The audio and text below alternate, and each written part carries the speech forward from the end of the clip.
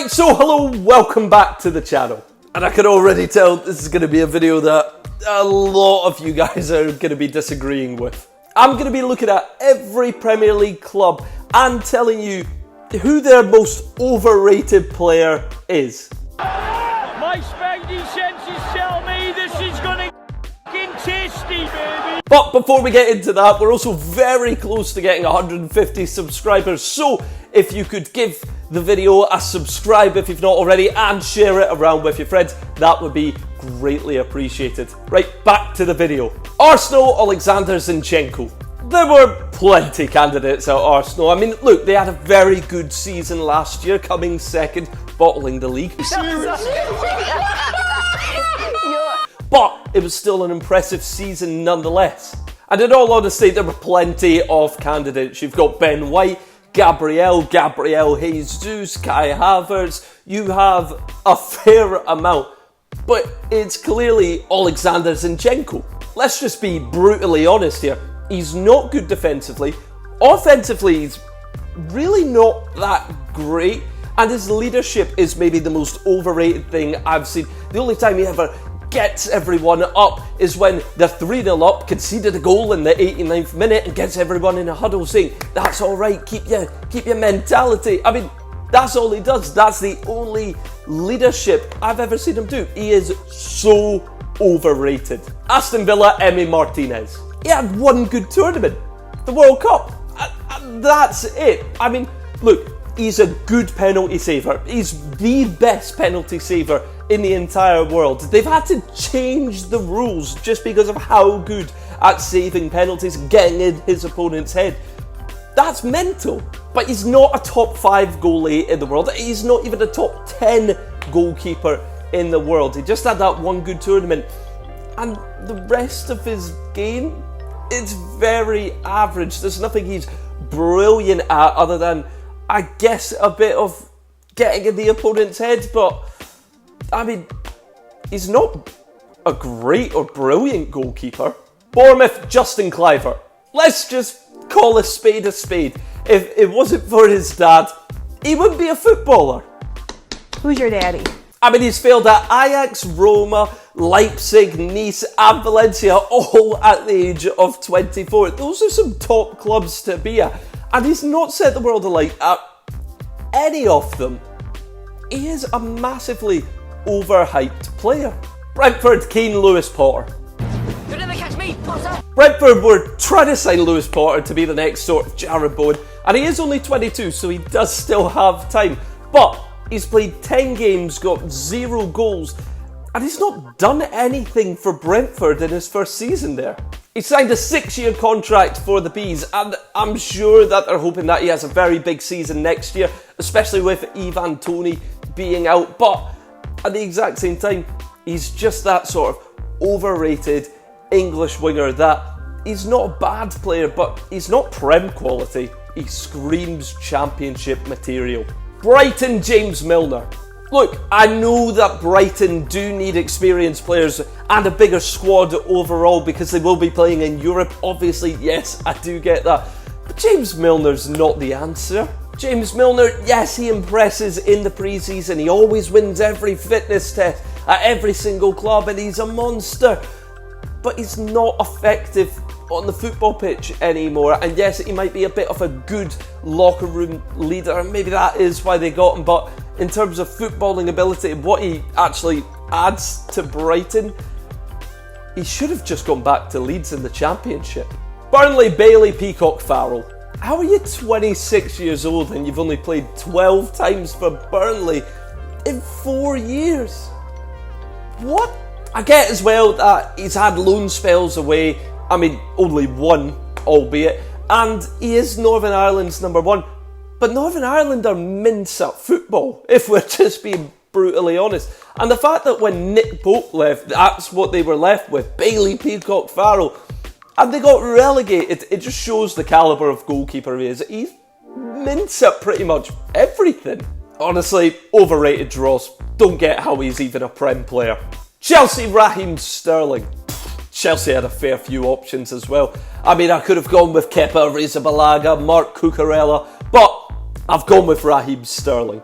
I know for a fact that people are going to be like, no, he's actually underrated. He's Pep Guardiola's most used player ever. Yeah, of course he is, because he was there for a long time under Pep Guardiola, where Pep Guardiola has spent the most amount of time at a club. It's not rocket science. And the problem with Sterling, it's not his positional awareness. That's actually really good. It's the fact that he gets these big chances in games, and he takes 4 or 5 big chances, misses them, and scores one, and it's a tap in, and you're like, that's clever, he's got to be in the right position. No, he was in the right position 4 or 5 other times before then, and he missed every chance before. He's never reached his full potential as a Ballon d'Or superstar, which he was aimed to be at when he was at Liverpool. And then, as well as that, he's not a good one-on-one dribbler, and he's probably the most frustrating player to watch in the entire league. Crystal Palace, Jordan Ayew. Jordan Ayew, how does he even get a game of football, let alone start for a mid-table club in the Premier League? It's unfair. He's had 8 full seasons in the Premier League with both Swansea and Crystal Palace, and he's never scored double digits. He came close, scored 9 one season, but he runs around a lot, and he did score that wonder goal a few years back, but what does he actually do? Everton, Jordan Pickford. The way the English talk about this guy, England's number one, the Everton fans always screaming, England's number one. He's awful. He's so bad. I mean, he's more like England's number 3 in all honesty. Ramsdale and Nick Pope are far better than this short-armed little man. He's a very small man. I mean, he just gets way too emotionally invested into the fans, but it's not his fans, it's the opposition fans, and he's not paying attention. He doesn't have good concentration levels, and he has the odd good game or two where he looks unbelievable. Then he has about 7-8 games where he lets in 4 or 5 goals per game, and he's just there raging on the floor. I don't think he's had one good game in his life against Newcastle, because he's so constantly just thinking about how to wind the fans up. He's awful. There's not one thing I rate about Pickford other than the fact he can kick a ball really far. Fulham, Harry Wilson. He's 26 now, and he's never had a proper standout season. I mean, look, whilst at Liverpool in the academy, breaking into the first team, he looked to be very promising. He never actually even played for Liverpool, but he did have, I guess, the only good season of his career, a loan spell at Derby where he scored a bunch of good free kicks. But that's all he's really known for. I mean, even when he went Bournemouth, he scored a great free kick against Man City.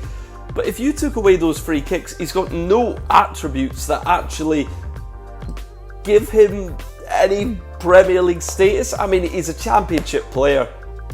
And that's the end of it. Liverpool, Virgil van Dijk. What the hell did you just say? Ooh, this is the most controversial one on the list, and I know you're not going to agree with me, but let me tell you exactly why he's overrated. You're a lunatic. Let me start off this entry by saying I don't think he's a bad player, and that's not what overrated means. Overrated can mean that he's a great player, and he is a great player, but he is not in the same bracket of being in a top 5 Premier League centre-back of all time. I mean, he's not better than Vidic, he's not better than Terry, he's not better than Vincent Kompany, he's not better than Rio Ferdinand, and he's not better than Ricardo Carvalho. Now look, is he the best passer? Yes. Is he the most composed on the ball? Yeah, him or Carvalho, one of the two. And physically, he's got the speed, he's got the strength, the height. He's got everything that should make him the best Premier League centre-back of all time. But the fact that he's overrated, it's not really his fault. It's the fact that, other than Harry Kane, name me a top quality striker that he's come up against and actually done well against. I mean, he's not aggressive in the tackle at all. He's very calm, which can work to his disadvantage as well. But at the exact same time, you look at the likes of Terry, Vidic, Carvalho, everyone I've mentioned, Kompany, they had to face against people like Wayne Rooney, Drogba, Van Persie. They had even Adebayor, brilliant strikers. And then there's been a massive fall off, and Van Dijk's not really had a good calibre of competition. It's not his fault. He's just not in the same bracket as those previously mentioned. And that's the truth in the matter. Luton, no one. I mean, it's impossible for Luton to have an overrated player. How are they even in the Premier League? It's a miracle within itself. No one. Manchester City's João Cancelo. It's apparent that João Cancelo is, yes, a good player, but he was never really one of the top fullbacks in the world other than a good season last season. His attitude as well, it stinks, it honks. I mean, is he a good player? Yes, he's a good player, but he's never been the best fullback in the world. I mean, he's not better than the likes of Robertson, Davies. I wouldn't put him in that calibre of player. He was a good fullback, but look at the clubs who have thrown him out. I mean, you've got Juventus who threw him out because of attitude problems, Man City threw him out because of attitude problems, and Bayern Munich don't want to buy him because of attitude problems. He's a good player, but he is very overrated. Manchester United, Luke Shaw. Luke Shaw. I mean, they call him Shawberto Carlos in England. The Man United fans love and adore him. He's not a top 3 left back in the world, and everyone says, oh well, he's got to be one of the best left backs in the world. Davies, Robertson, Tierney, just off the top of my head, they're all miles better than him. He's not even the best left back in England. That would go to Ben Chilwell. I just don't get it. There's a massive overhype of him and a massive overrating of him because he's English and he plays for Man United and he's in the England setup and he scored that goal against Italy. He doesn't attack very well, he doesn't defend very well, he's okay at the both of them, and he's a very average left back. But you look at the likes of Patrice Evra, Dennis Irwin, those were the left backs Man United had before. He had Ashley Cole in the England setup. Would you say he's better than any of them? Not a chance. But the way he gets talked about, overrated as anything, man. Newcastle, Miggy Almiron. Plain and simple, this one. Miggy Almiron didn't look great when he first came into the Newcastle side, but that's fine because, as I always say, there is an adjustment period that is needed for a lot of players. And then Jack Grealish said, I played awful, like Mahrez, he was playing like Almiron. What else? Almiron. And then Almiron suddenly became a Ballon d'Or contender. He was playing out of his skin, scoring every week, wonder goals, going past people. It was brilliant. Jack Grealish then apologises and he goes back to playing as the Miggy Almiron before all that. And look, he's not a bad player. The way some of the Newcastle fans talk about him, he's definitely overrated. Nottingham Forest, Willy Bolly. When Willy Bolly was at Wolves and they were playing the back five under Nuno Espirito Santo and they had the likes of Connor Cody with him, Doherty at wing back, he was looking really solid as a Premier League centre-back. But he threw a massive tantrum, tried to leave Molineux, didn't work, and then eventually he left last summer and he's been at Nottingham Forest where, I mean, he just went there for money, realistically, and he's not set the world alight at all. And he's not that player that he was when he was at Wolves when he first came into the league. He's just past it. Sheffield United, Ollie McBurney. Now, I don't know who actually overrates Ollie McBurney. It's just the fact that he's in the Premier League. How is he in the Premier League? He's a League 1, League 2 standard player. How has he got caps for Scotland as well? It just blows my mind. How? Tottenham, Harry Kane. He's done it again! That is a... Well, this one's just going to be like the Van Dijk one all over again. And like the Van Dijk one, I'm not calling Kane a bad player. He's a good player. But I think he causes more problems than he actually solves. He's a wonderful passer off the ball, but he's not in the box when he plays these wonderful passes to Kulusevski's son, even Saka and so forth. I mean, he is a good player, but like Van Dijk, the competition of defenders in the Premier League, the ones that I mentioned before, the Terrys, the Vidic, they're not there. So he's not got the calibre of competition, and that's through no fault of his own. But a thing I will just add in there, when has a good semi-final or final performance from Harry Kane ever actually happened? He's never played well in a semi-final or a final in a big game for Tottenham or for England. And that's a fact. He's not better than Rooney, he's not better than Lineker, he's not better than Shearer. Those are all just for England. You even look at Tottenham, I wouldn't say he's a better player than Dimitar Berbatov. He's got a better work ethic than Dimitar Berbatov, but Berbatov was a much better player. West Ham, Declan Rice. Look, I know he's leaving West Ham, but currently he's still a West Ham player. And 100 mil for him. You're taking the piss. You serious? Let's just be honest again. English tax on him. If he was Irish, he wouldn't be going for half the amount. But he's English and he's in the England setup and he's so important to Southgate. What has he actually done to merit 100 mil? I mean, even in the Europa Conference League final, he did not have a good game. Lucas Paqueta absolutely carried that midfield.